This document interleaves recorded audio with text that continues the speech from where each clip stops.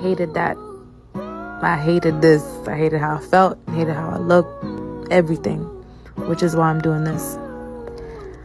Honestly, if you ask me what's motivating me right now, nothing.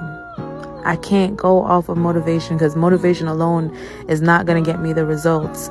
I'm going off of discipline. I'm going off of the fact that I'm tired of my excuses. I'm tired of my own shit. I'm the only person that's holding me back. Nobody else. Discipline is the fact that I have to get up. I don't have a choice. I have to go. You're going to tell me that I have one life to live, and in this one life, I'm not going to be able to wear a hoochie mama outfit because I don't feel comfortable? No, ma'am. Absolutely not. So that's why I'm getting up and I'm showing up every single day, because I want to feel good. I want to look good. The time is going to pass anyways, whether I choose to do it or I don't. And I don't want to end up at the same place because